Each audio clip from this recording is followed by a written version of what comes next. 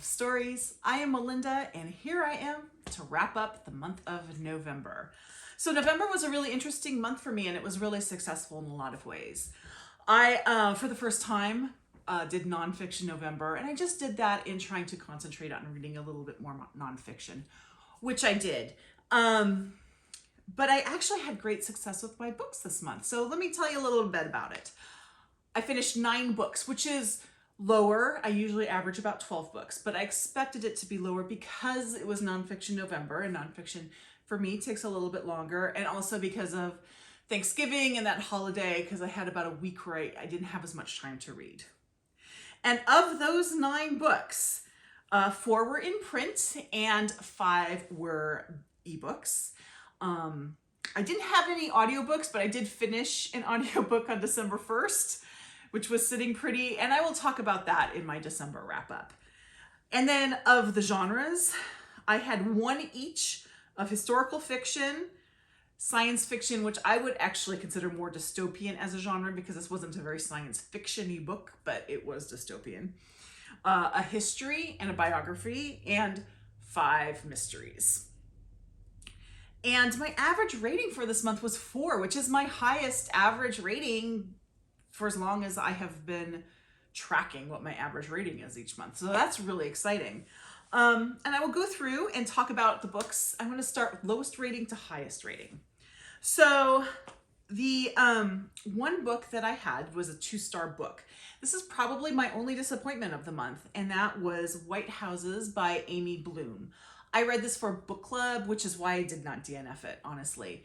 The story itself could have been very interesting. It is the story of First Lady Eleanor Roosevelt and her, which we now understand is true, her lover, Lorena Hickok, or Hick.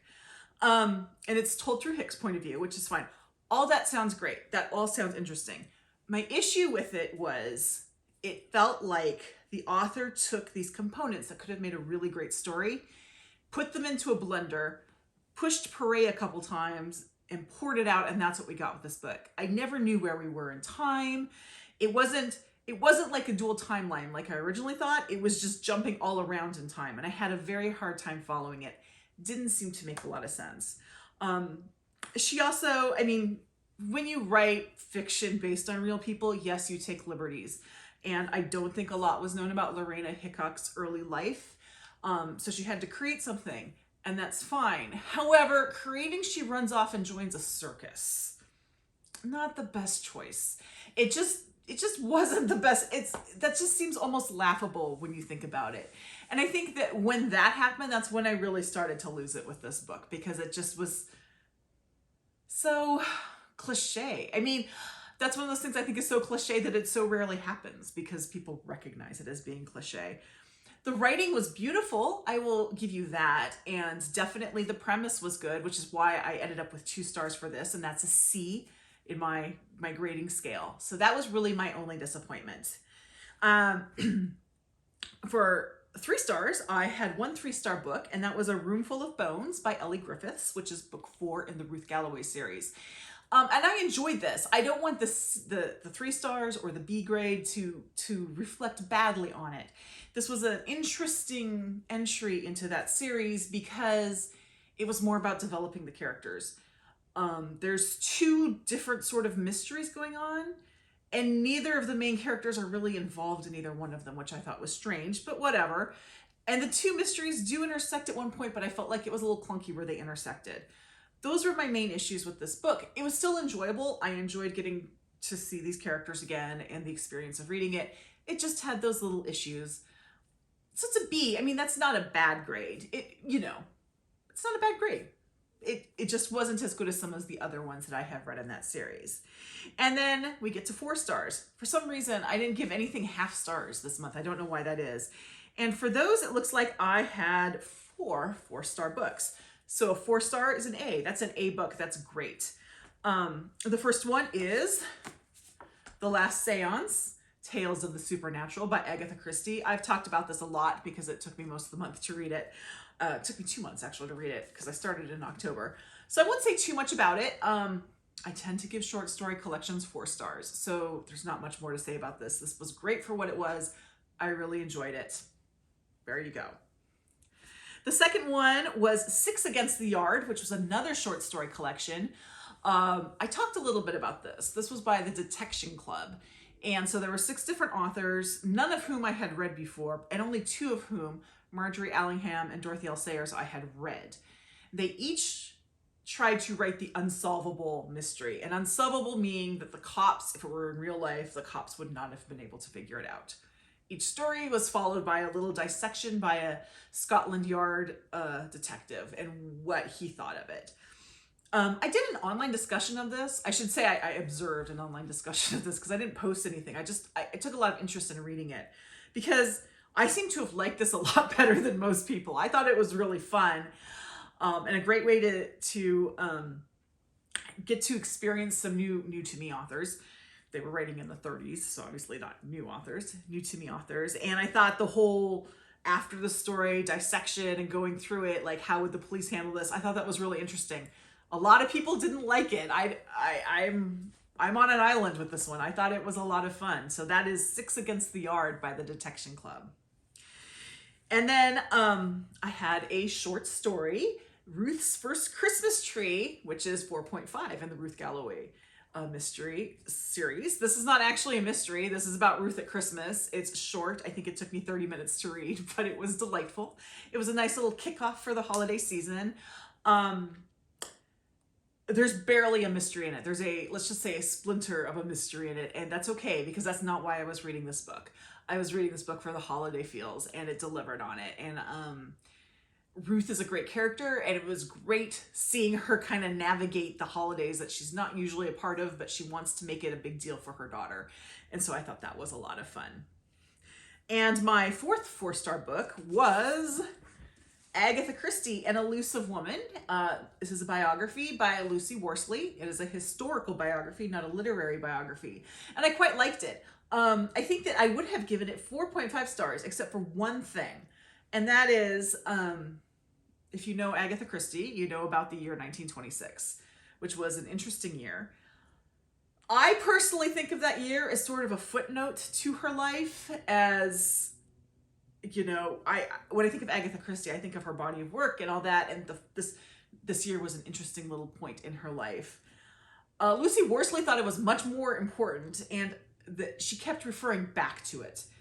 And I could see her argument, but I don't feel that she really supported that argument so much, so I kind of wanted her to get over 1926. But other than that, this was a great biography, very readable. Agatha Christie actually sounded like a very fun woman. She's someone I probably, you know, if you ever ask me who would you have dinner with, alive or dead, I might say Agatha Christie, because she was pretty interesting. I had 3 5-star books this month. I don't think that's ever happened. So that's probably what made this such a great month for me. The first one was The Dark Queens by Shelley Puhak. It's about 2 Merovingian queens. This is history, so it's nonfiction. They are Brunhild and Fredegund. I have described this, and I'm going to stick with this description because I think it's very apt, and I think it captures exactly what this is. But it is House of Cards versus Game of Thrones. That's the kind of stuff that goes on in this book. My degree's in history. I've read a lot of history books. I don't think I've read anything as entertaining for this, and it is not highbrow. It is for anybody. It's narrative nonfiction. It is very readable. It does almost read like a novel to me. Highly recommend it. I have actually pressed it in people's hands, and I would love to see more people read this one. My second 5-star book was the one that's science fiction, although it's not science fiction, it's dystopian, and I want to break those two apart. And that's Our Missing Hearts by Celeste Ng. Now, I've seen a lot of mixed reviews on this one, and I understand that. What got me about this was that I knew going into it that anti-Asian American racism was dealt with in it. So I was prepared for that, and that's understandable. What I wasn't expecting, but I think Celeste Ng did so well, were the effects of things like book banning and trying to control information to people, and attacks on education, and those sorts of things that are happening in our world now. In this dystopian future that she creates, all it is all these different little cultural battles that people are throwing in the United States right now. It's just they all came together. That's the only thing that created this dystopian future. And I found that so powerful. I also felt the story between parent and child was just so profoundly done. I loved it. Celeste Ng, I have not yet read Everything I Never Told You. I do have that book, but I haven't read it yet. But I did read Little Fires Everywhere, which I liked.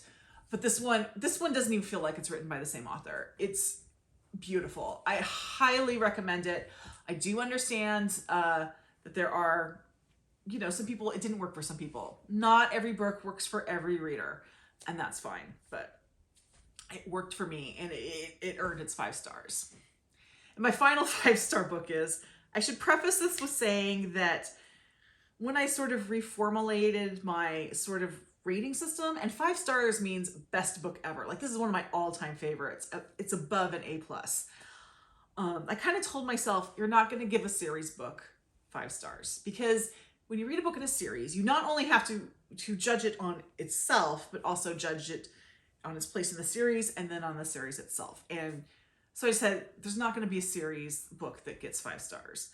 And I broke that rule, because A World of Curiosities by Louise Penny deserves every single star of those 5 stars. I tried to actually find a reason to knock it down to 4.5 stars, and I couldn't find one. I love Louise Penny. I've said that before.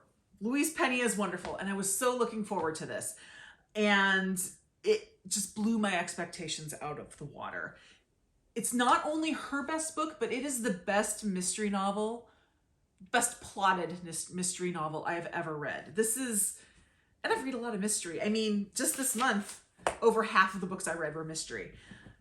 This is perfection. This book is perfection. It is dark. It is also her darkest novel. I'm going to give you trigger warnings. I tend to sometimes be a little hesitant to give trigger warnings. I'm afraid there'll be spoilers. However, these things are kind of really early in the book, so I don't feel that they are spoilers. But I will give you a trigger warning for child sexual abuse. It is not on page, but it is written in a way that you know exactly what's going on. And that is dark. That's very hard to read, but it's handled appropriately. There's also the issue of psychopathy or psychopaths, which she's dealt with before, so that's not a new thing with her. But it is definitely a psychological thrillery mystery, and it's amazing. And I just want to go back to Three Pines, which I can now with a TV show. But it's perfect. It is a perfect mystery novel, and it broke my rule. So, what kind of writer throws like the perfect novel into a series at the 18th book? That blows my mind. Anyway, I can just keep on gushing about Louise Penny if you let me. So I'm going to cut this off now and let you know that was my November. December is always a fun reading month. So we'll see how that turns out in early January. But I hope you guys are enjoying the holiday season if you celebrate. If not, I hope that winter is pleasant for you.